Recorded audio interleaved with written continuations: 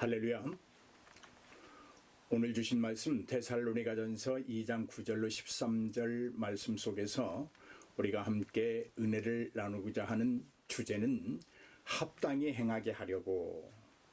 어떻게 하려고요? 합당히 행하게 하려고, 이런 주제로 함께 은혜를 나누고자 합니다. 바울과 그 일행들에게 마음의 슬픔이 있었습니다. 그것은 어떤 그들의 삶이나 개인적인 그런 것 때문에 가슴에 슬픔이 있는 것이 아니라 자신들의 진심을 몰라주고 비방하는 데살로니가 교회 교인들의 그 믿음 때문에 바울과 일행들이 아파했습니다. 데살로니가 교인들이 바울을 옥해하고 있는, 그리고 비방으로 발전해 가고 있는 그 비난의 내용은 이런 것이었습니다. 데살로니가 교회와 교인들을 바울과 그 일행이 버리고 떠났으며, 그렇게 떠났기 때문에 이제는 다시 돌아오지 않을 것이다 라고 하는 것이었습니다. 심지어 어떤 이들은 바울과 그의 일행들은 겁쟁이들이고 자신들이 심은 복음에 대하여 무책임한 자들이라고 비난하기도 했습니다. 물론 이 비난을 바울이 혼자서 감당한 것은 아닙니다. 그 바울 곁에 동역자들이 함께 이 일을 감당하고 있습니다. 바울은 괴로움을 안았습니다. 그 괴로움을 안은 채 데살로니가 교회의 실정을 알아보기로 했습니다. 그래서 디모데를 파송하기에 이릅니다. 바울은 디모데가 좋은 소식을 안고 돌아왔을 때서야 비로소 안도와 감사의 마음을 표현하기 시작합니다. 이처럼 자신이 전한 복음에 대한 책임을 통감하면서 데살로니가 교회의 비난의 고통을 견디는 이 바울이, 우리의 입장은 그렇지 않다, 우리의 마음은 그렇지 않다, 너희들을 버리지 않았다, 데살로니가 교회를 버리지 않았다, 우리는 반드시 너희에게 다시 갈 것이다 라고 설명하고 있는 내용이 본문의 말씀인 것입니다. 바울은 자신의 정체성에 대하여 확실했습니다. 자기가 누구인지, 자기의 정체성에 대한 이해가 분명하고 확실했다, 그런 말입니다. 하나님부터 복음을 전하도록 위탁을 받았다라고 하는 자기의 정체성에 대하여 확실한 이해도를 가지고 있었습니다. 그러므로 바울은 자기의 분명한 정체성을 이해하고 알고 있었기 때문에 어떠한 복음적 싸움에도 굴하지 않고 하나님의 복음을 전하는 사람으로 살았습니다. 이것이 바울이 생각한 자신의 정체입니다. 나는 복음을 전하는 사람이다. 나는 복음을 전하는 사람이다. 사랑하는 여러분, 그리스도 안에 있는 여러분의 정체성은 어떤 것입니까? 혹시 오늘 이 바울처럼 나는 복음을 전하는 사람이 나의 정체성이고 나는 그것을 충분히 이해하고 있다, 이렇게 말하실 수 있습니까? 오늘을 사는 목회자들과 그리스도인들에게 충분한 귀감이 된다고 생각을 합니다. 그리스도인으로서의 자기 정체성을 확립하지 않은 사람, 확립하지 못하는 사람은 자랑스러운 하나님의 백성이 될 수 없습니다. 그렇습니다. 하나님의 백성이 될 수 없습니다.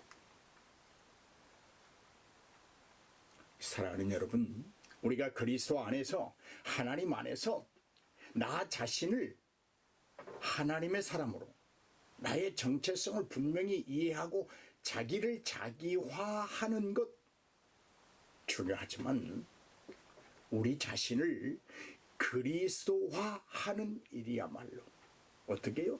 우리 자신을 그리스도화하는 일이야말로 성도들에게 생명과 같은 것입니다. 내가 하나님의 백성이며 내가 천국의 백성이고 나는 왕 같은 제사장이라고 하는 이 사실을 확신하고 자기 자신에게 매 순간 각인시키면서 살아가는 그 삶의 믿음은 언제나 견고합니다. 흔들리지 않습니다. 그 어떤 것도 그의 믿음을 침탈할 수 없습니다. 반대로 환경의 지배를 받는 신앙은 아직 자기가 그리스도화되지 아니하였다.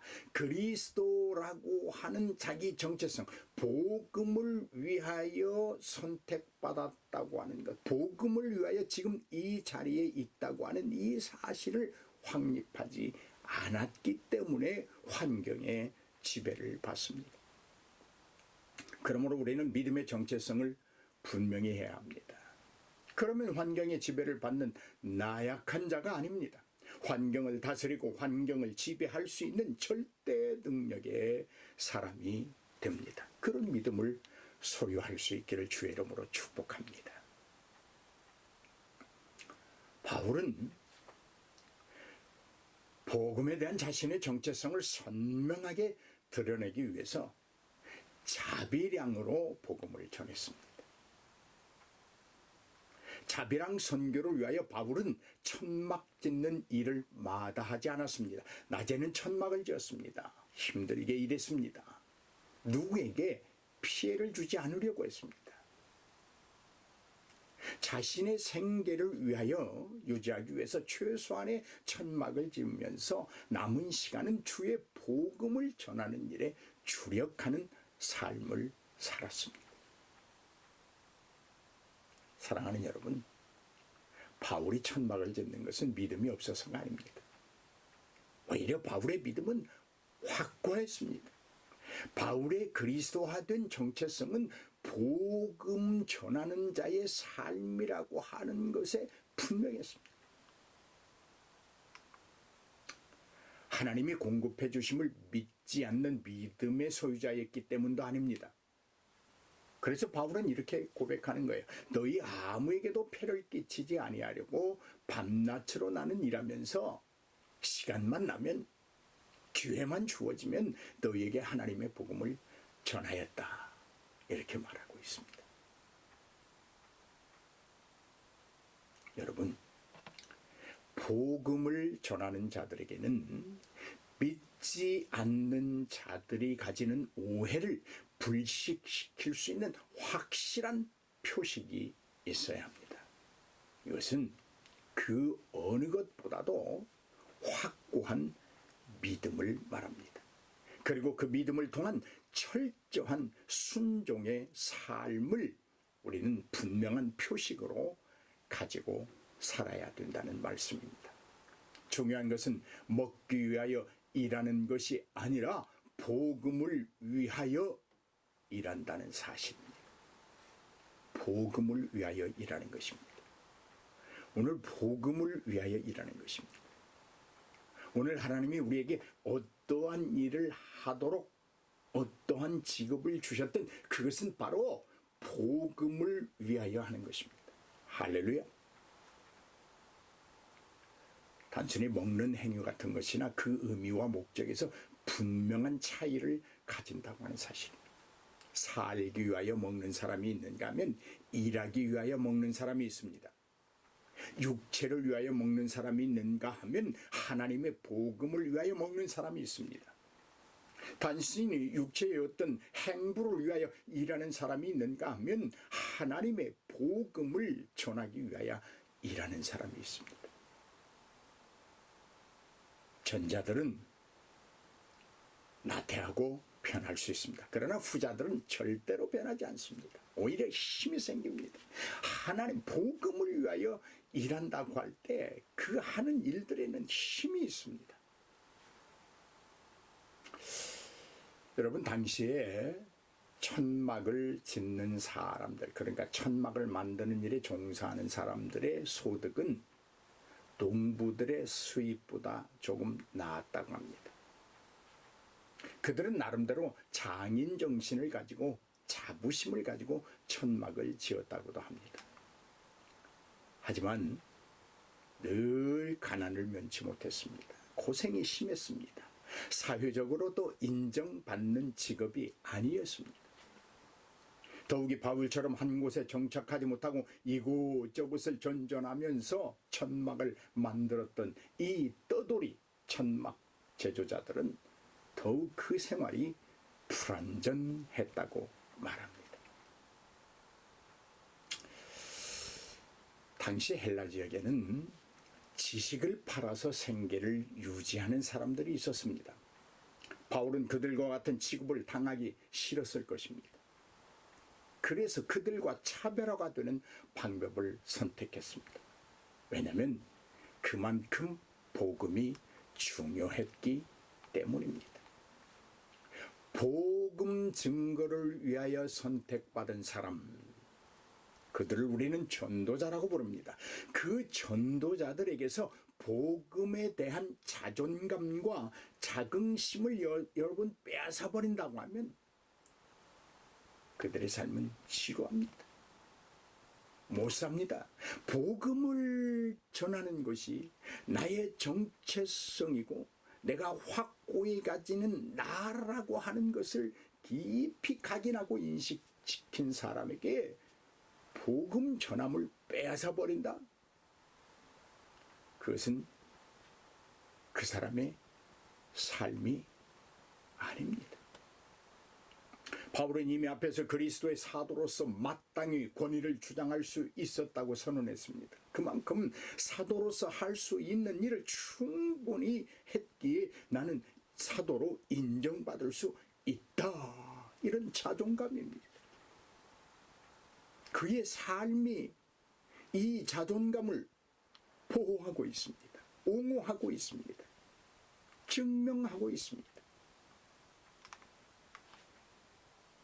복음을 전파하고 희생했고 그 복음 전파를 위하여 나는 희생했으며 노력했다.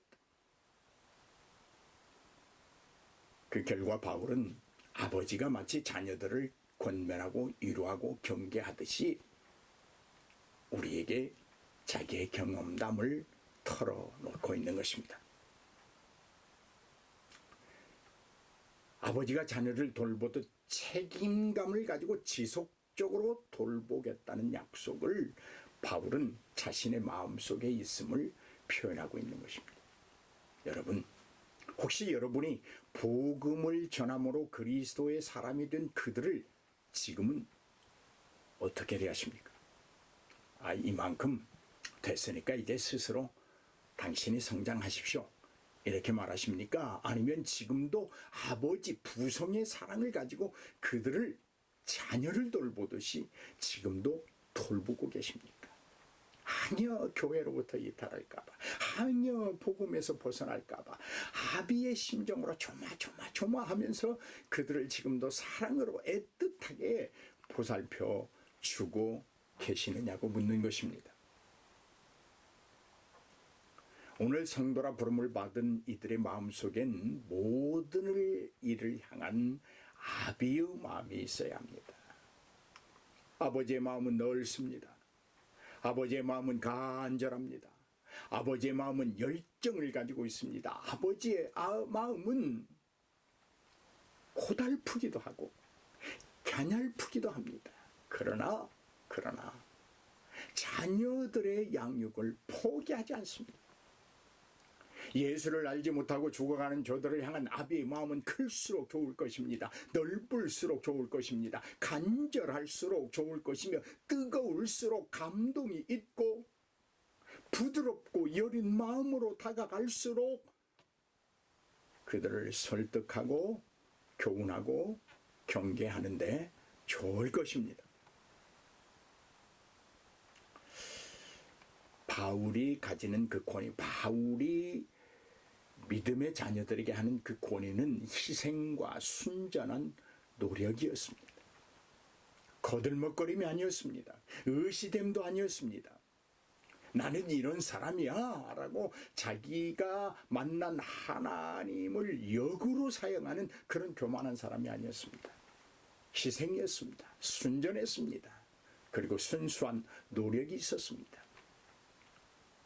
거룩은 하나님에 대한 의무를 충실히 수행할 때 내릴 수 있는 평가라고 말하고 있습니다. 옳은 사람과 사람 사이에 해야 할 일을 다 했을 때 가능한 것이 거룩이다. 흠 없음은 대적자들에게서 공격을 받지 않는 상태를 말하는 것입니다.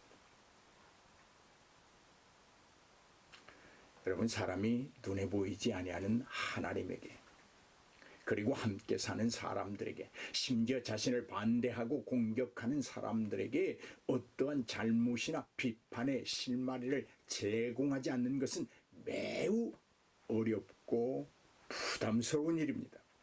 그렇지만 어렵고 부담스럽다고 해서 우리가 그 일을 포기해서는 안 됩니다.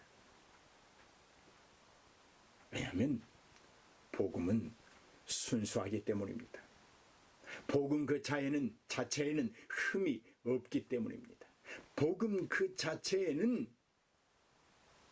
어떤 질책이나 패배가 아니라 승리와 기쁨과 하나님의 말씀이라고 하는 절대적인 권위, 어떠한 것들도 그 말씀을 침탈할 수 없고 그 권위를 훼손할 수 없는 그 분명한 하나님만이 가지는 권위가 복음에 담겨져 있기 때문입니다. 복음을 전할 사명을 가진 우리에겐 위대한 직무와 책임이 주어져 있습니다. 하나님과의 관계에서 거룩함을 유지해야 한다는 말입니다. 전하는 자의 거룩은 보낸 자 되시는 하나님에 대한 신성한 의무입니다.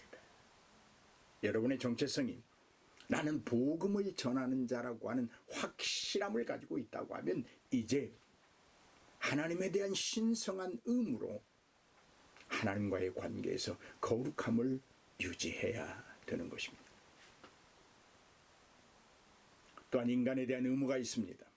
이것은 하나님께 대한 거룩한 의무에 다음가는 것이라고 말할 수 있습니다. 하나님에게서 최선을 다하는 사람은 이웃을 소홀히 대할 수 없습니다. 하나님을 사랑한다면 그 사람은 반드시 이웃을 사랑하게 됩니다. 이웃 사랑, 이것은 인간에 대한 복음 전도자의 의무입니다. 거창하게 이웃을 사랑하라는 말 아닙니다. 여러분의 가정을 먼저 사랑하십시오. 여러분의 가족을 먼저 사랑하십시오. 그리고 여러분 자신을 사랑하십시오. 하나님을 사랑하는 사람, 가족을 사랑하는 사람은 그 사람은 자신을 사랑할 줄도 압니다. 또한 흠이 없는 삶을 살아야 합니다. 물론 여러분, 여기 흠이 없다 이 말은 완벽하다 그런 말은 아닙니다. 완벽한 사람은 없습니다. 또 누구든 인간이라면 완벽한 사람이 될 수 없습니다. 그러나 복음을 전하는 자로서 흠이 없는 삶을 살아야 한다고 하는 이 의무, 이 책임, 하나님이 주신 권위 잊어서는 안 됩니다. 끝없이 노력해야 합니다. 어디까지 노력해야 합니까? 그리스도의 장성한 분량에 이르기까지 우리의 거룩함을 쫓는, 이웃을 사랑하는, 그리고 복음 앞에 흠이 없는 그런 노력은 계속되어야 한다는 말입니다. 우리 주님께서 얘야, 너의 사명은 다 했다 부르시는 그날까지 노력해야 합니다. 그러므로 우리는 하루하루 매 순간 조심하는 마음을 가지고 살아야 할 것입니다. 한마디 한마디 100번 생각하고 말해야 할 것입니다. 무심코 던진 말, 무심코 던진 돌에 사람이 상처를 받고 개구리가 맞아 죽기 때문입니다. 잠언에 보면 어리석은 사람 중에 한 유형을 알 수 있는데, 그 사람은 자기가 한 말에 자기가 걸려 넘어지는 사람이다 이렇게 말하고 있습니다. 생각 없이 마구마구 말을 해대는 사람입니다. 평정을 잃어버리고 감정에 복받쳐서 감정을 앞세워 다음을 생각하지 않는 말을 퍼부어내는 사람입니다. 그들은 결국 저만큼 가면 머리를 조아리게 되고 후회만 남게 됨을 체험하게 됩니다. 이들이 전하는 복음을 여러분 누가 수용하고 받아들이겠습니까? 여러분 혹시 뭐니 해도 돈이 최고입니까? 아닙니다. 복음을 전하는 것이 나의 정체성이라고 각인하고 깨닫고 감사하는 사람은 뭐니 해도 돈이 아니라 뭐니 해도 복음입니다. 복음이 최고입니다. 오직 복음입니다. 오직 믿음입니다. 오직 순종과 그 순종을 통한 나의 변화된 거룩함에 감사하고 하나님의 영광에 동참함을 의식하고 목적하고 노력하는 삶을 살게 되는 것입니다. 우리는 이 시대에 더욱더 복음의 중요성을 깨닫는 시기를 살아가고 있습니다. 저마다의 상황에서 복음 전파에 유용한 방법이 있다면 선택해서 활용해야 합니다. 우리는 오직 주님의 소원을 이루어 드려야 합니다. 여러분, 예수 소망교회가 어떤 교회입니까? 주님의 소망을 이루어 드리는 교회입니다. 주님이 어떤 것을 소망하고 계실까요? 복음 전파입니다. 하나님의 말씀을 세상에 선포하는 것입니다. 교회로서 가르치는 것입니다. 교육하는 것입니다. 그리고 그 복음을 나누어 줌으로 말미암아 저들을 죽음에서 영원으로 인도해 내는 것입니다. 그리고 우리 스스로가 그 복음 앞에 떳떳하게 살아가는 것입니다. 흠없게 살아가는 것입니다. 하나님 앞에 우리에게 주어진 책임과 의무, 거룩함을 잃어버리지 않는 것입니다. 이웃에게 주어진 책임과 의무, 그들을 사랑하는 것입니다. 그리고 내게 주어진 복음 앞에 흠 없는 삶을 살아가는 것입니다. 할렐루야. 사랑하는 여러분, 힘차게 분명하게 행할 수 있도록 하기 위해서 사도 바울은 이러한 말씀을 통하여 우리에게 증거했습니다. 오늘 여러분이 전한 복음에 대하여, 그 열매에 대하여, 그 결실에 대하여 얼마만큼 관심을 가지고 계십니까? 부성을 안고 저들을 양육하십시오. 아버지의 심정으로, 아버지의 사랑으로 저들에게 거듭해서 말씀을 먹이시고 기도로 양육하십시오. 그것이 복음 앞에 우리가 흠없는 삶입니다. 이웃에게 주어진 책임과 의무, 사랑을 다하는 것입니다. 그리고 하나님 앞에서 그의 거룩함을 이루어내는 삶입니다. 이제 한 주간 복음을 분명히 바르게 완전하게 전할 수 있는 우리의 자세, 우리의 마음 갖추는, 그리고 행하는, 그리고 순종하는, 전하는 저와 여러분이 되기를 주의 이름으로 축복합니다. 할렐루야.